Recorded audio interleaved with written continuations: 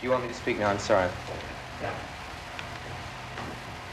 Of course, we are deeply shocked and deeply regretful about the results of last night's broadcast. I simply don't know. I can't imagine. I mean, you must realize that when I left the broadcast last night, I went into... In October 1938, a 24-year-old actor-manager, Orson Welles, caused panic across the United States with a radio version of H.G. Wells' War of the Worlds. People in the streets see it now. They're running toward the East River, thousands of them. Now the smoke's spreading faster. It's reached Times Square. People are trying to run away from it, but it's no use. They're falling like flies. 100 yards away. It's 50 feet.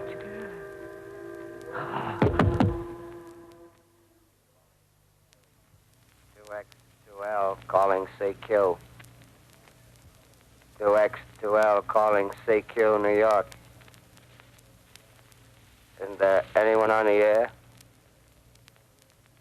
Isn't there anyone on the air? Isn't there anyone? Were you aware of terror at the time you were giving this role? Were you aware that terror was going on throughout the nation? Oh, no, of course not. You know, we did Dracula, and it seemed to me during Dracula I had high hopes that people would react as they do in a movie of that kind, and I don't know that they did, particularly, and so I'd given up. One doesn't believe in the radio audience much. You don't know that whether they're listening or not. You have no idea how many people are listening or what they're thinking. I had every hope that the people would be excited as they would be at a melodrama. One person who got excited was the new president of RKO, George Schaefer, who'd taken over in December 1938. The first thing he did was to revive the system of independent production units introduced by David O. Selznick. The Mercury Theater, Orson Welles' company, seemed an eligible candidate, the only drawback being they'd never made a film. But if the young Welles could cause such a stir with a radio broadcast, what couldn't he do once he learned to make a movie?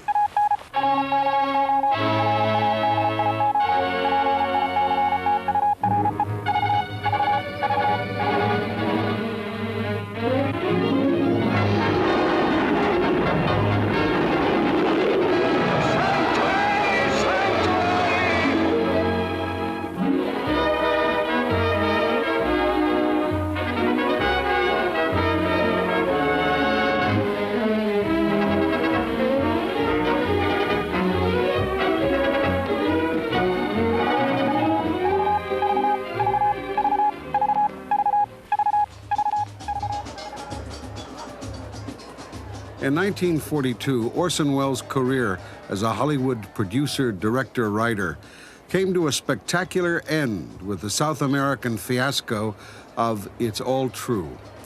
He'd been at RKO for only 3 years, and in that time had made 2 remarkable pictures. The Magnificent Ambersons, which was finally taken out of his hands by the studio, and before that, his first picture, Citizen Kane. Pages 83 to 142.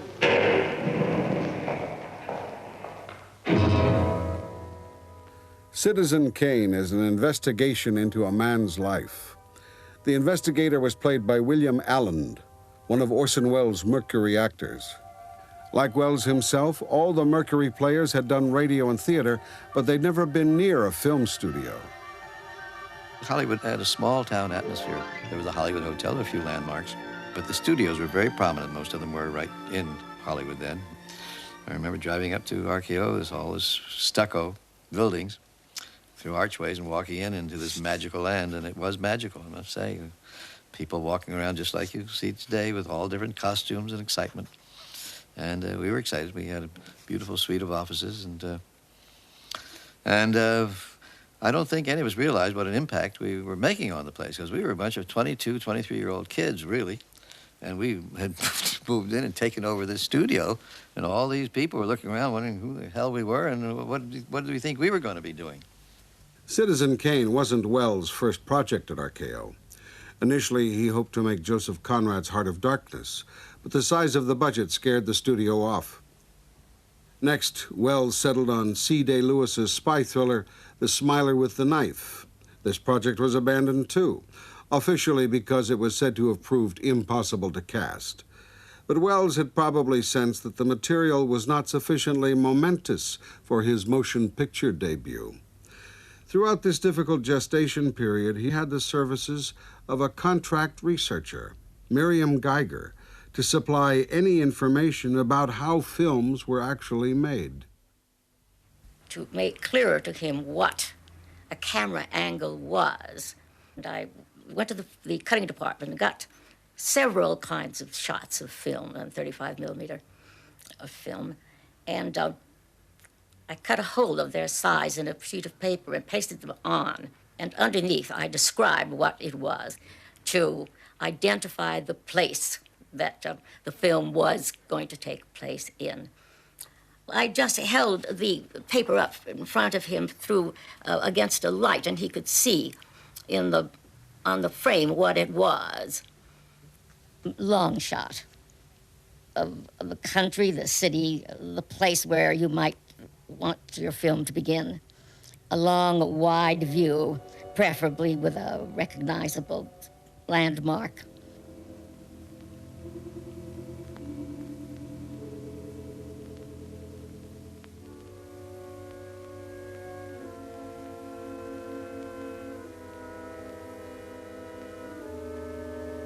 This is medium shot. It's used to establish a closer view of the environment important to your story. For example, the exterior of a house.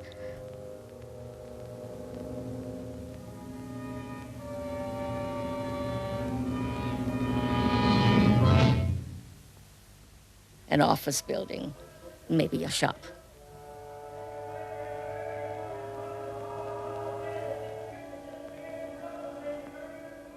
This is a medium close shot. It might be the interior of an office in the building shown in the previous shot, or the dining room or living room of a house. Here, there might be a group of people walking, eating, laughing in order to establish a few or all of those who may be important to the story. No, there's something I've got to get into this paper besides pictures and print. I've got to make the New York Enquirer as important to New York as the gas in that light. What are you going to do, Charlie? Declaration of Principles. Don't smile, Jedediah. Got it all written out. Declaration of Principles. Close up. This is a closer, clearer view of perhaps 2 or 3 of the people in the medium close shot. The hero or heroine having a conversation or an argument important to them, and so probably important to the story. I run a couple of newspapers. What do you do? Me? Mm-hmm. How old did you say you were? Oh, I didn't say. I didn't think you did. If you had, I wouldn't have asked you because I would have remembered. How old? Pretty old. How old? 22 in August. This is a very large close-up.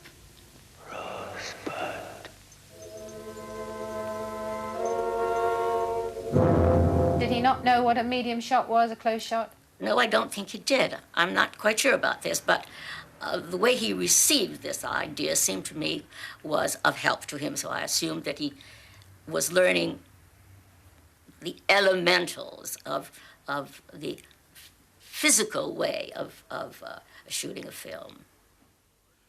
As Citizen Kane began to take shape, RKO assigned a unit art director, Perry Ferguson, to the project.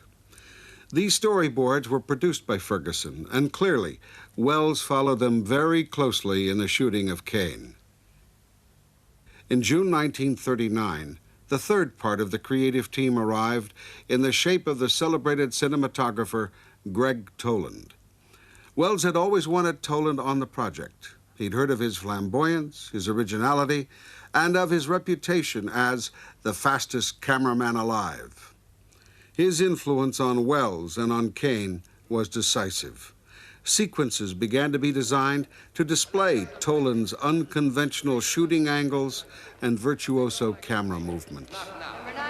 I can remember when they'd wait all day. If Mr. Kane says. Nativity.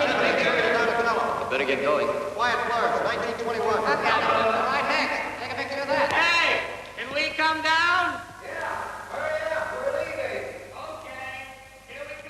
How much do you think all this is worth, Mr. Thompson? Millions? Anybody wants it? Well, at least he brought all this stuff to America. What's that? Another Venus. 25,000 bucks. That's a lot of money to pay for a dame without a head. The banks are out the block then, huh? Oh, I don't know. This is the old RKO scene dock. And still here, astonishingly, are the statues that Orson Welles used as Kane's private art collection, the loot of the world. It only took Welles a few months to master the cinematic technique that you've seen in that magnificent crane shot in the Great Hall of Xanadu. If we go back to it, you will also see how he brought with him from his days in radio and theater the practice of overlapping conversations and choreographing his actors in a totally fresh and unconventional way. Hey, look, a jigsaw puzzle. We got a lot of those. Burmese temple and 3 Spanish ceilings down the hall. Yeah, all in crates. Oliver Scott's castle over there, but we haven't bothered to unwrap it yet. I wonder, you put all this stuff together, palaces, paintings, toys, and everything. What would it spell? Charles Foster Kane or Rosebud? Sound became for us a very integral part of telling a story. And when we walked into the re-recording studios where the sound men were for the first time and began to tell them what we wanted and how we wanted and what did they think it's over, and they found people who cared. Previous to that, no one really cared about sound. It was left to the sound department to do it, and they were unsung heroes with nobody really appreciating what they could do if given an opportunity. The sound post-production of the studio was now run by James G. Stewart, who came into our story at the very beginning as one of RKO's first sound technicians. For his work on Kane, he earned one of his 9 Academy nominations. The motion picture business as a whole had no concept of the possibilities of sound. And you fall into a pattern. It's difficult to deviate from that pattern because it costs money. And nobody wanted to spend money. With Orson, deviation from the pattern was possible because he demanded it, and I was capable of, I had enough imagination to concede, also enough technical knowledge. See, Orson did not have the technical knowledge. He had the imagination and the concept, but how to do it. Charlie, what time is it? 11:30. New York? Hmm? I said, what time is it in New York? 11:30. At night? Mm-hmm. Bulldog's just gone to press. Well, hooray for the bulldog. Gee, 11:30. Shows are just getting out. People are going to nightclubs and restaurants. Of course, we're different because we live in a palace. Welles was the director, producer, and co-writer of Kane. And he'd also decided to play the central character himself. When he made Kane, he was 25 years old. The character of Kane ages from a young man to a decrepit invalid in his 70s. This transformation became the responsibility of an unqualified young man working as a sweeper of hair in the RKO makeup department. I was so elated to find that he was coming to RKO studio. And I made all kinds of plans and to see him and so on, and I had the opportunity. And Orson went around seeing in every department. He wanted to acquaint himself with movie making. I had a little corner all to myself. And in that place I had clay and I had my tools and everything else, and I would spend as much time as I can creatively because it was important. Orson saw me playing with noses and ears and things like that, and he wanted to know if I could completely change his face. I said, sure. So he said, you're absolutely sure? I said, I'm absolutely sure. So what do you have to do first? He said, and I said, I have to take an impression of your head, the whole head.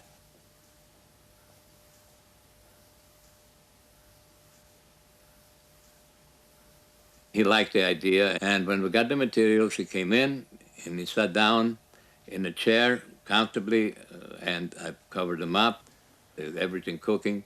After I got him covered and so that he couldn't move, I asked Bill Allen, to whom I was more friendly than the rest, to please read Fantasias Miller, which is a story written by a very famous writer. I can't think of it, but Fantasias Miller had some very interesting things, and I thought Orson should hear it. The Kingdom of Evil by Ben Hecht. He is a gigantic man with a large head. His face is expressionless. When he looks at me, he seems made of wax. Yet he is stronger than 100 men. 100, I write. There is no limit to his strength. Again, we face him. He regards us, and we grow weak. He is like a monster that walks on the edge of a dream, calm, waxen, towering. It is impossible to approach him. I think as we stand, is he alive? What power surrounds him? See, we are all trembling before his eyes. A sense of puniness overcomes us. I can almost remember him, as if I had caught a glimpse of him moving through the annihilated streets. Yes, there's something familiar about this monster. I made a cap to cover his head, and I disliked very much the idea of a man having a cap on his head, pushing his forehead like this, and with rubber over here. And all he does, he goes like that, and now he releases his face underneath, like I'm releasing now, for instance, and it doesn't go back like that. It goes back very slowly.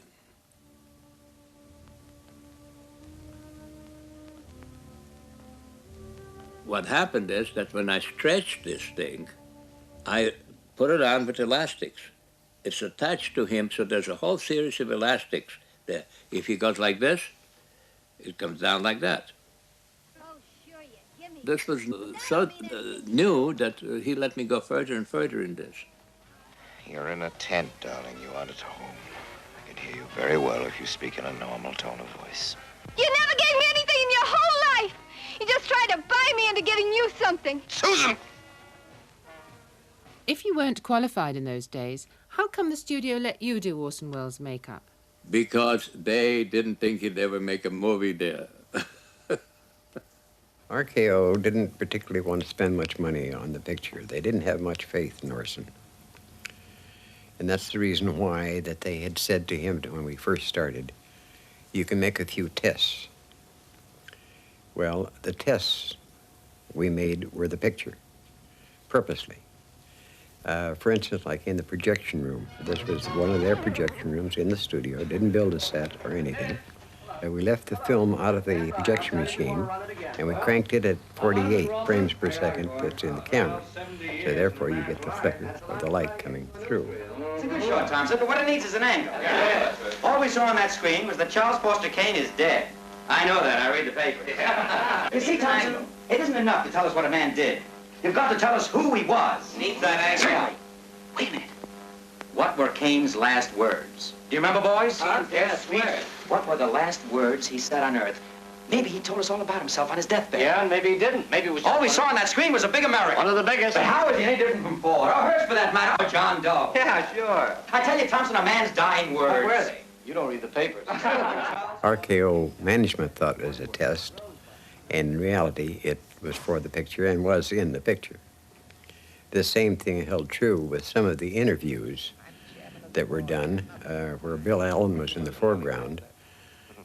Some of these were small sets that were existing at the studio that had been used in some other picture. And the studio thought that we were just making tests in these sets.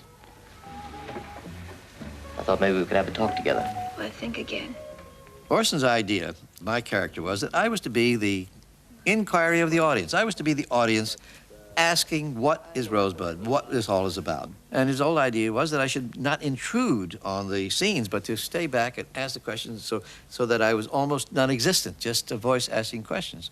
Of course, to our amazement, I think to Orson's chagrin, it had just the opposite effect. I became this mysterious character who everybody knew was up to something, because otherwise, why would I be being concealed so? They kept waiting for the big payoff. I was going to be Rosebud. I was going to be something.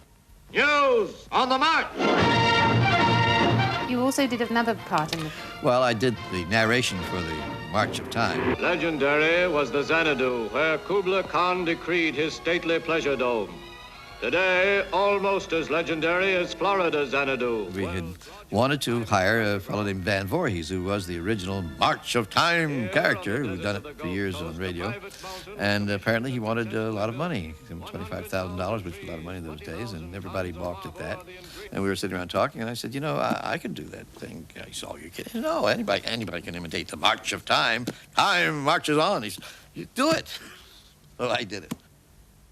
While Welles got on with making Kane his way behind closed doors and with this combination of innovation and inspired amateurism, the studio executive was becoming increasingly uneasy. The president, George Schaefer, had put all his trust in Welles. Now everyone around him was predicting disaster. It was a big risk to take, Orson and the Mercury Players. We had a lot of people. And we were working on the Citizen Kane, and he wouldn't let us see the picture as it was progressing. He would invite us over, but he'd keep us outside the screening room and then do tricks and stuff to amuse us. And that didn't sit very well with Mr. Schaefer. He didn't like that at all. Mr. Schaefer was a very good executive. He was the president of the company at that time.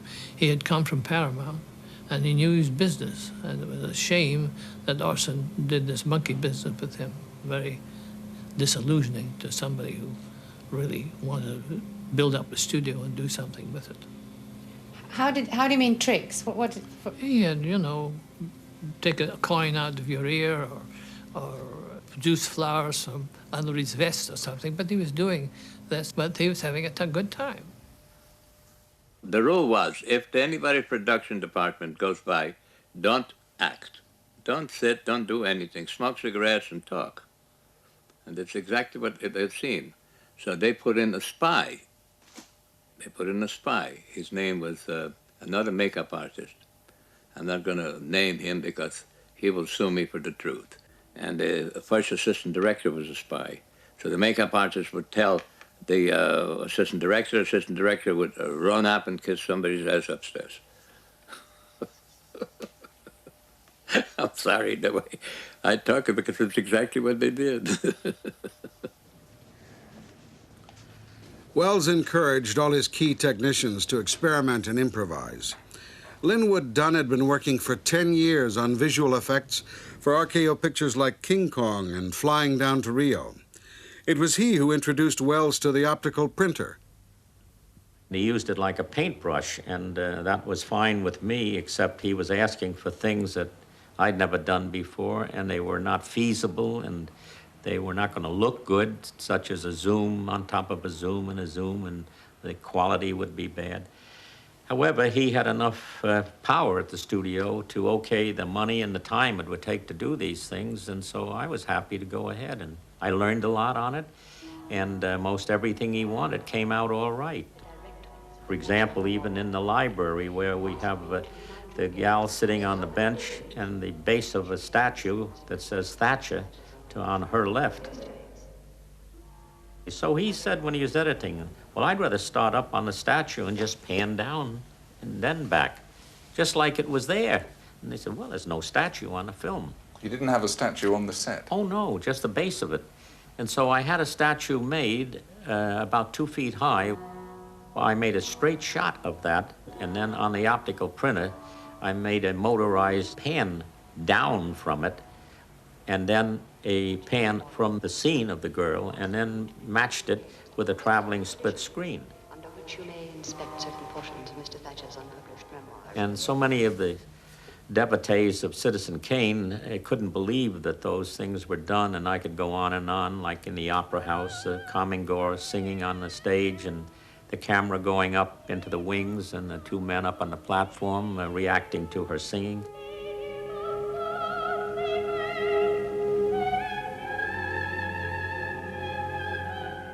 And Welles said, well, I want more travel, like we're going way, way up there. So we built a miniature and made a split screen and panned onto the miniature and then off the miniature up to the scene above and fitted it in between.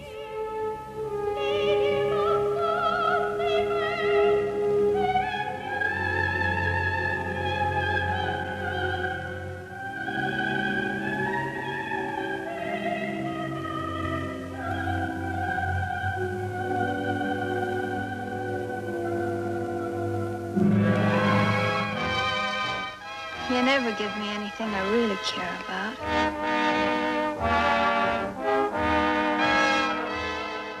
As the film neared completion, it began to be apparent, despite the secrecy, that the character of Kane bore a striking resemblance to that of press baron William Randolph Hearst. Since the early drafts of the script, Welles had considerably reduced the elements directly derived from Hearst. But many characteristic details remained, like Hearst's fondness for lavish beach parties, his private zoo, and his castle at San Simeon. And when we finally did see the picture, Orson was told by somebody in the audience, I forgot who it was, but that's Hearst. And he said, no, it's not. It's an imaginary character that I've dreamed up. But it wasn't. It was definitely Hearst, no question about that. The picture was about William Randolph Hearst and 2 or 3 other newspaper barons. But the picture was also about Orson. And a great deal of stuff in that picture was taken not only from Hearst's life, but from Orson's childhood, from Orson's life, and certain characteristics of Kane were characteristics of Orson rather than William Randolph Hearst. I mean, the great scene where he demolishes her dressing room was definitely inspired by the great final scene of separation between Orson and me when he threw 4 flaming dishwarmers at me. The same kind of wanton and insane destruction at the loss of something that he really felt very strongly about was used there, and that was true in many instances.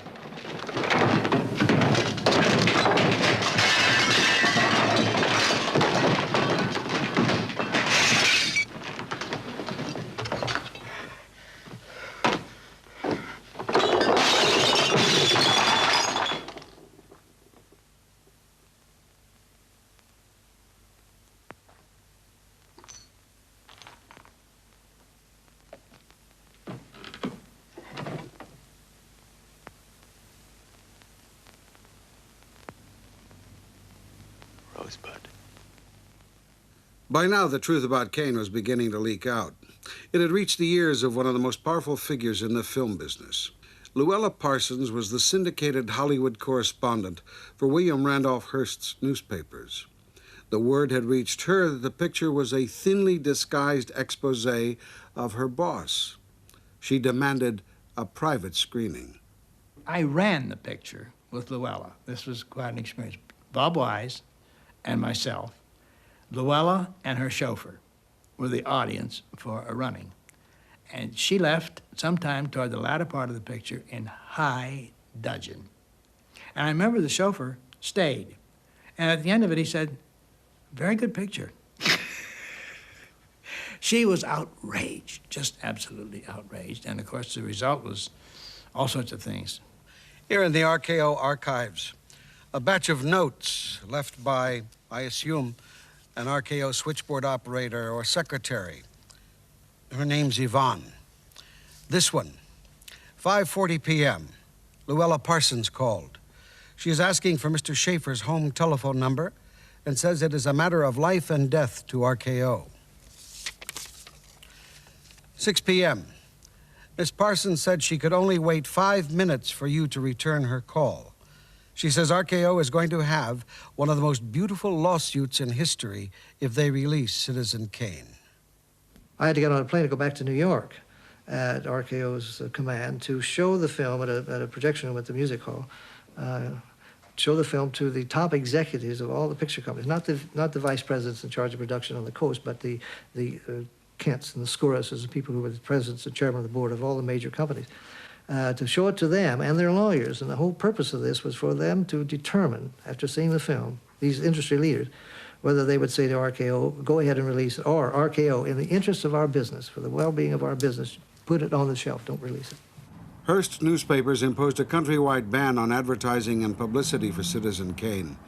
Many of the major cinema chains were scared off and refused to take the picture. It was a disaster at the box office, but the critical reception was overwhelmingly favorable. How'd you like the picture? Oh, really sensational. It says outside it's terrific, and it really is. I have never seen a more striking finish in my life than that one to Citizen Kane. Acting, setting, direction, everything has been, though, a little short of stunning. It was obvious when you saw it was a great picture. But that doesn't always mean that it's going to do big money at the box office. And the studios were after the money. Naturally, we were not in a very strong financial situation at the time, and we were dependent on getting more revenue. And we thought this acquisition of Mr. Welles would have done it, but it didn't. Before the long-term problems with Kane were apparent, Welles had already been plunging ahead with his next projects for RKO, sifting through 40 possible subjects in the script department, from the brothers Karamazov to A Life of Beethoven. Partially out of desperation, he settled on Booth Tarkington's Southern States historical novel, The Magnificent Ambersons, which the Mercury Players had performed on radio in 1939. Although The Magnificent Ambersons looks immediately like a Welles picture, he had to make it without two of his most crucial collaborators. Neither art director Perry Ferguson nor cameraman Greg Tolan was available. Tolan's replacement, Stanley Cortez, had worked almost exclusively in B pictures, but Welles was intent on camera virtuosity at least as impressive as Kane. This was to create appalling difficulties for sound supervisor James G. Stewart. There were many sound problems on Magnificent Ambersons. The most important was that it was shot at Pathé Studio. And one of the early scenes that were shot was the big family reunion party and ballroom with the whole family. Orson shot this entirely on a crane. And a crane was the biggest crane that we could get in Hollywood. The floors of Pathé Studios were probably at that time 25 or 30 years old and were never meant to carry that kind of weight. Every time the crane moved, the floors squeaked. It made the soundtrack absolutely impossible to use. And he went from one person to the other, if you've seen the picture, of course, went from one person to the other and from one group to the other with continuous dialogue from the various people. What did you say your name was? Morgan. Oh, well, I'm certainly glad you're back. It's nice to be back, too, Jack. It's been a long Who's time. that? Oh, I didn't catch his name when my mother presented him to me. You mean the queer-looking duck? The who? The queer-looking duck. Oh, I didn't say that. The one with him's my Uncle Jack. Honorable Jack. I thought everybody knew him. He looks as though everybody else. He called me to the stage and said, we're going to have to replace all this dialogue. And I, of course, looked at it, shocked, and knew that I had to do it. Where do you live now? We've lived all over. What do you keep moving around so for? Is he a promoter? No, he's an inventor. Oh? What's he invented? Georgie. Grandfather? Just lately, he's been working on a new kind of horseless carriage. For the time, it was an astonishingly elaborate piece of post-syncing, though there was much more to come. Later in the picture, there's a crucial scene where the entire family spend an afternoon out in the snow. It becomes a confrontation between the old world of the horse-drawn sleigh and the new world of the horseless carriage. Welles wanted absolute realism. He refused to shoot it in the studio, and there's not a lot of snow in Hollywood. And Mr. Welles wouldn't use the ordinary things of shaking papers and stuff. He wanted the real thing. So we located an ice house in the east part of Los Angeles and put the set there. I think it was the sled. This young couple was in the sled and it tumbled into the snow. Look out, Lucy! They crushed these huge blocks of ice and with a wind machine blew them over the set. And it was just lovely, and their breaths were all steamy and so on. And on the back of the set, at the other far corner, there were these sticks standing against the walls, and they were frozen fish, and they smelled bad. But it looked beautiful. It really looked beautiful. Right, Lucy. All that snow becomes you. That's right, it does. In the picture, you see the family riding through in the horseless carriage. And the four people in the carriage are conversing. Orson's solution of this, which is really unbelievable, he recorded the dialogue on a non-synchronous phonograph record. It wasn't even in sync with the camera. And he played it from a balcony up in this big reverberant cavern. You couldn't stand on the stage and understand the dialogue, and the people in the carriage were trying to mouth to it, and it was not going to be in sync with the picture anyway. You're the same Isabel I used to know. You're a divinely ridiculous woman. George, you'll push him to get started. Push. Divinely ridiculous, just come around with each other, don't we? That's what So I watched Orson, and I watched what was going on, and I thought, here we go again.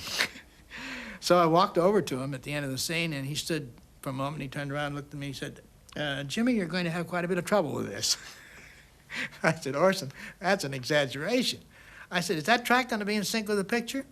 No, Jimmy, that's not, that's just playing. I made that in the office. So we did it, but it was a massive, massive job. Your father wanted to prove that his horse's carriage would run even in the snow. It really does, too. Oh, it's so interesting. He says he's going to have wheels all made of rubber and blown up with air. I should think that explode. Eugene seems very confident. Oh, it seems so like old times to hear him talk. Broke the bank and wanted car. I did this on the RKO music stage, as a matter of fact, without Orson being present, with each actor separately, went through and did all of their lines. Then I took and combined all of those lines, along with the noise of the horseless carriage. And I was very proud of it, very proud of it.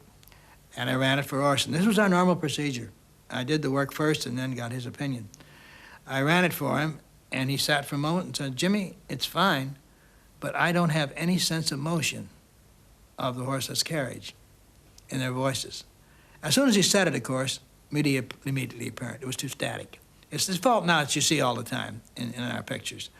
But he was very conscious of it. So I did it all over again. And I did it over with a 12-inch plank suspended by sawhorses, myself sitting on it and bouncing it up and down while the actor or actress sat on the same plank, and I tried to match the little movements in the car, not successfully, but adequately. I knew you were doing that. It was nice of you. Wasn't much of a fall to speak of. How about that kiss? Hear them sigh, wish to die, And see him wink the other eye, the man who broke the bank at Monte Carlo. As I walked along the void below with an independent air, hear the girls declare, After all the effort that went into Ambersons, the irony is that the film was changed and savagely cut by the studio in Welles' absence. This sad postscript is now a familiar part of cinema history. It was a blow from which Welles himself says he never recovered. December 7th, 1941, a date which will live in infamy. The reason for his absence was America's sudden involvement in the Second World War, with the bombing of Pearl Harbor in December 1941. The Magnificent Ambersons was still in production when Welles was recruited for the government by Nelson Rockefeller and John Hay Whitney and sent on a bizarre goodwill mission to South America. Its purpose was to counteract the spread of fascism. Welles received an official cable 2 weeks later on December 20th. This is it, the cable dated December 20th, 1941. To Orson Welles from John Hay Whitney. Dear Orson, we understand you are willing and may be able to undertake trip to Brazil, where you would produce motion pictures in cooperation with Brazilian government. Personally believe you would make great contribution to hemisphere solidarity with this project. Regards. What happened next was to prove one of the most disastrous episodes in Welles' career. It began with characteristic enthusiasm and flamboyance.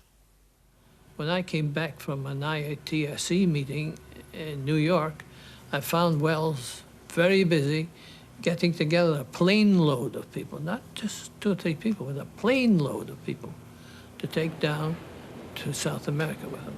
And nothing I could say could make any difference because Rockefeller had approved it and Schaefer had approved it. Among the group detailed for South American duty and entrusted with a large part of RKO's stock of cameras was Joseph Byrock. We left on Tuesday night. I called my wife at 4 o'clock on Tuesday afternoon, says, I'm leaving at 6 o'clock to go to South America. She says, 6 o'clock, you don't have anything packed. So I came home and packed and went to the studio and left. So that's how quick everything was. Also assembled for the group, Secretary Betty Amster. We flew down on a big Pan American clipper ship. We made a slow trip down and saw a lot of South America on the way, and got the crew was aboard the ship. Orson was not, and we got to know each other pretty well, and they all seemed like wonderful, wonderful people to me and made a lot of fun of me. I was the only woman on the trip. In Rio, I learned that I had to earn my keep, and I typed a daily record of everything that happened. And besides that, we danced at the Urca, the great casino, almost every night. And I danced with most members of the crew and danced and danced and danced.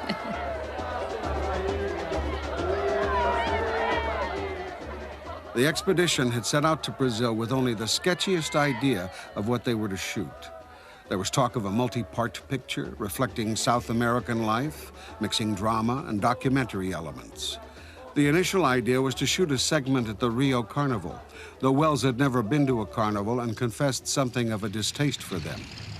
However, it was known to be a spectacular affair, and it was just about to happen. Orson arrived just on the eve of Carnival, and they were set up to shoot Carnival with whatever was at hand. So for a week or two, the crew was very, very busy. Welles was busy improvising, shooting some early scenes in black and white to get a documentary feel to the film. He wanted to shoot in Technicolor, but was wary about its effect, fearing it would give an artificial look to the film. When he did succumb, anxious to avoid such staginess, he refused to take the official color consultant. The black and white cameraman took a unit out, the Technicolor cameraman took a unit out, and the other operator and myself as an operator each took a unit out on 16 millimeter color. So we went on our own, photographed everywhere we wanted, did anything we wanted.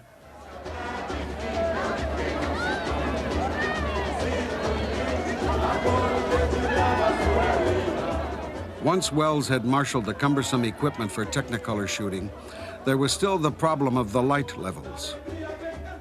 We had no lights for the Carnival. We borrowed all the anti-aircraft lights from the Army and shot day and night with 80 Brazilian soldiers with a lieutenant saying, "A la izquierda, turn the light over here to the left." And so they would turn the light to the left, this searchlight. Much of the footage Welles shot in Rio has been lost or destroyed. The scenes that are being shown in this film in 3-strip Technicolor have been printed from the few rolls of nitrate stock that remain.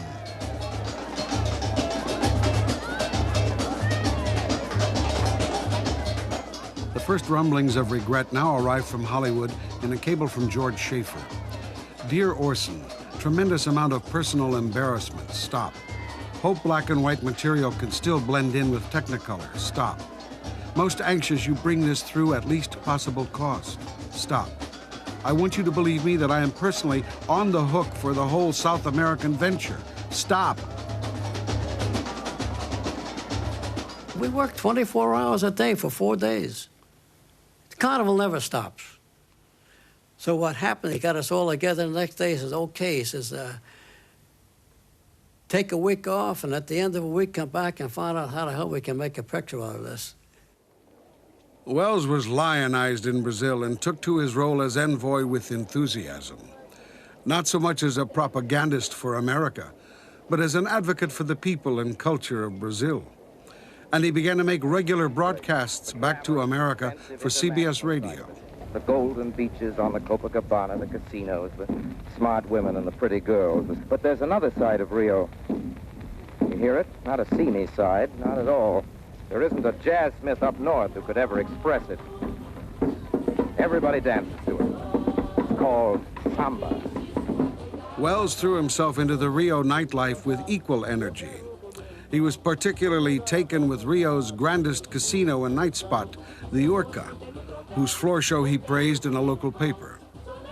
One of the chief attractions at the Urca was the 26-year-old singer and dancer Grande Otelo. Wells took to him immediately and decided later to give him a role in the movie. E depois do show, terminou o show, eu fui me sentar na mesa do Orson Welles. Foi uma das poucas vezes que eu fui ao Green Room da Urca. E perguntei a ele se ele tinha gostado do meu trabalho. Ele simplesmente me disse, "You overacting. Você super atuou." Aí minha cara caiu, fiquei envergonhado e nunca mais quis saber quem é que estava no público, nem coisa nenhuma, e tratei de fazer o meu trabalho sempre como todos os dias. During the daytime, Wells was occupied with trying to turn what was essentially documentary footage into an Orson Welles film. His plan was to restage elements of the carnival with particular performers, lit and composed in his own distinctive way. None of this footage has survived. By all accounts, progress was slow and difficult, and the many counter-attractions of Rio life hard to resist. Realmente, o Orson Welles gostava de beber, não se pode negar. Mas acontece que todas as vezes que nós chegássemos no estúdio, eu e o Erivelto, que trabalhávamos com ele, se chegávamos às 7h15, o Orson Welles já estava no estúdio apontando o relógio, porque ele já estava lá para trabalhar. Então o Orson Welles aqui sempre foi um trabalhador, sempre trabalhou 24 horas por dia, sem parar. At the scandalous Teatro Municipal, Wells saw the races mixing with complete freedom.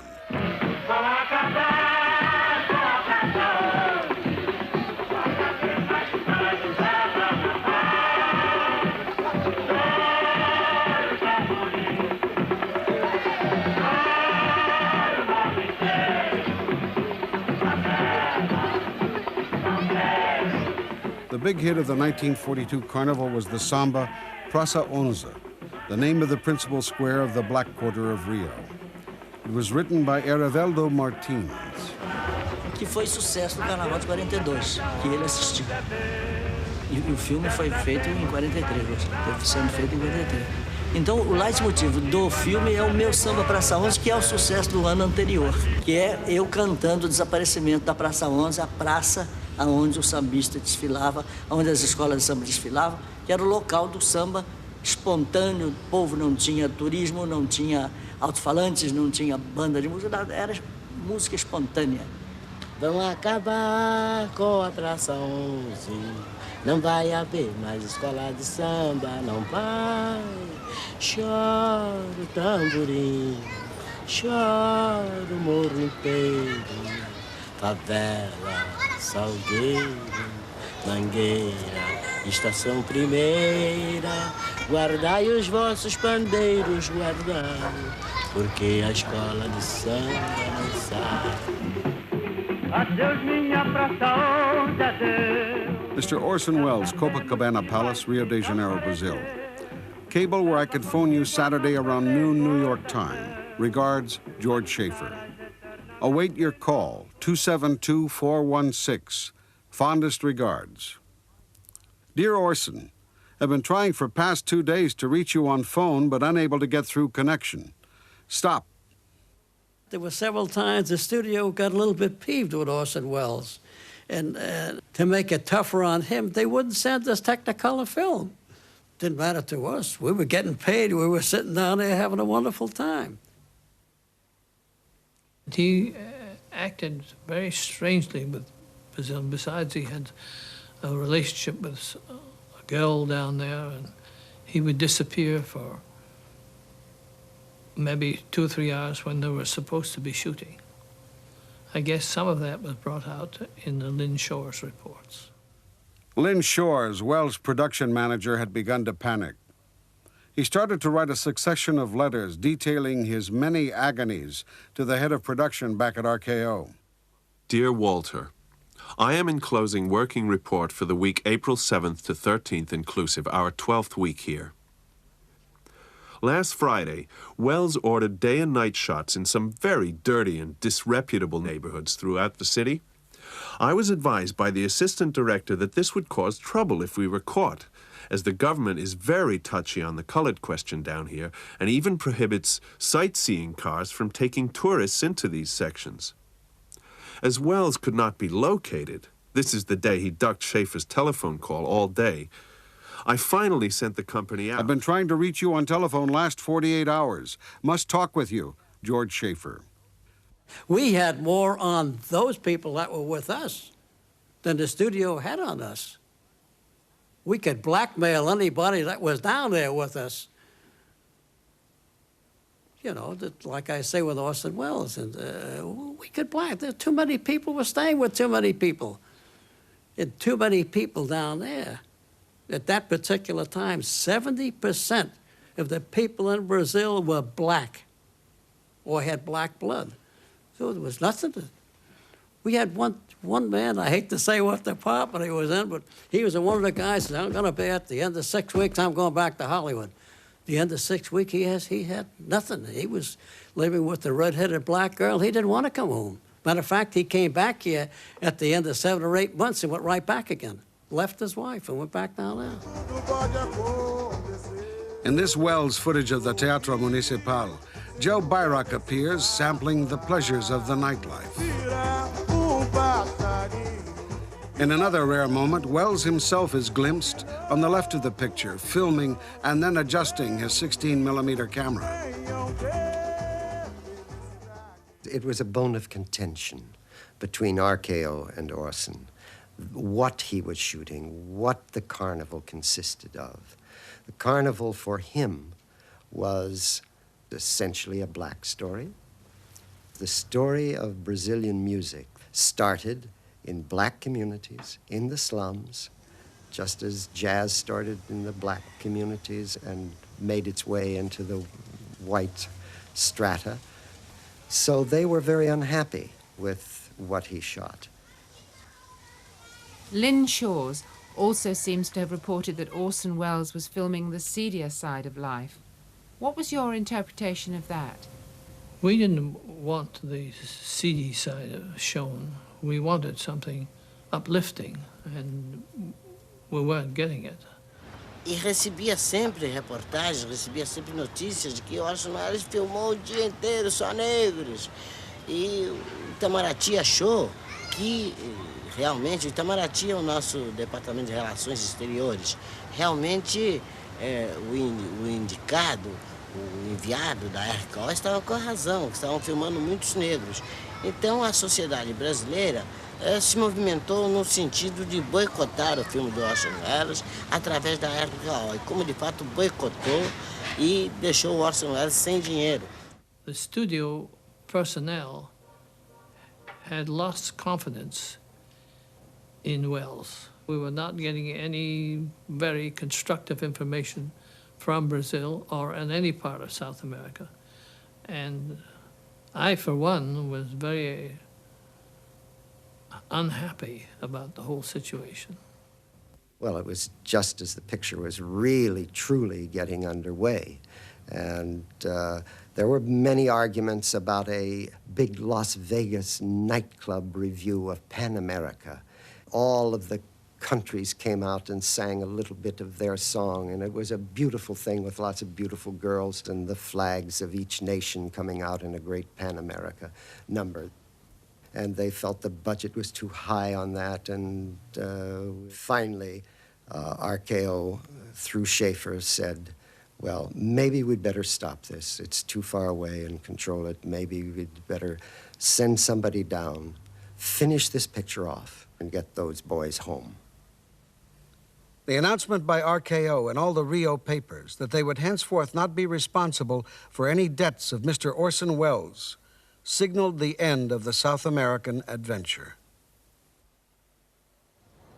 Orson Welles, quando foi embora, me ofereceu uma cigarreira de prata com uma homenagem muito bonita. Cigarreira essa que numa das minhas bebedeiras eu acabei perdendo dentro de um táxi.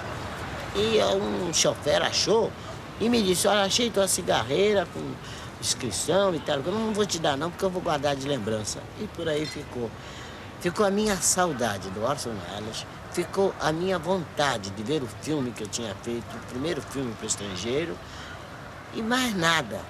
Essa é a outra oportunidade que eu tenho de fazer um filme para a Europa de fala inglesa. E eu agradeço muito essa oportunidade que estão me dando. O que é isso, saudade? Ele está perguntando por que essa palavra saudade. Saudade, meu caro diretor, não tem tradução. Se você quiser traduzir, você dirá que é uma certa melancolia de não termos mais aquele amigo certo, das horas certas. E então ficou saudade.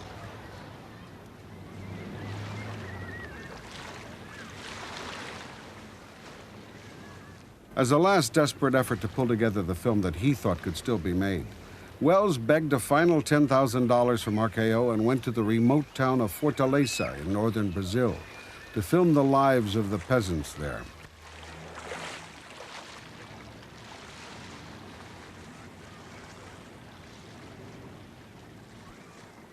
The scenes were intended as background to the story of 4 local boatmen, or jangadeiros, who had made an epic voyage to Rio on a flimsy raft to protest about the harsh conditions of their life.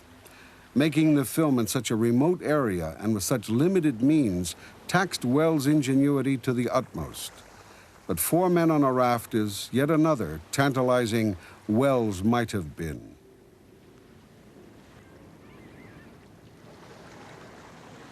The Fortaleza filming was never intended as anything more than a golden handshake to Welles.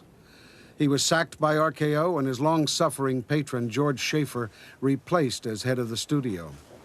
The South American footage, much of it still unprinted, languished in various vaults for 45 years, a perennial embarrassment to successive regimes at the studio. The film is now dangerously decayed because of the nitrate base of the film stock, and it seems improbable that any more scenes can be salvaged.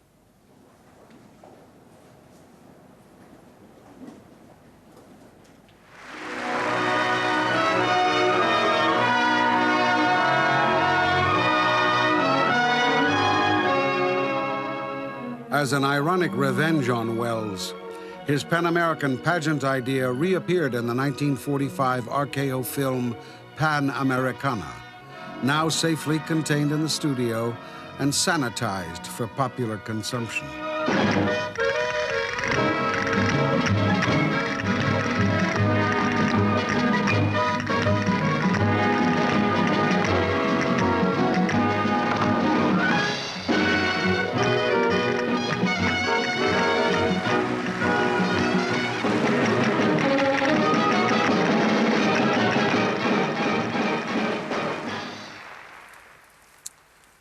The new regime at RKO proclaimed a new motto: showmanship instead of genius.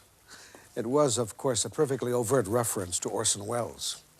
The new boss at RKO was Charles Kerner, who had run their chain of movie theaters but never produced a picture. Even so, his regime was to be one of the company's most successful financially, and under very special circumstances. There was a war on.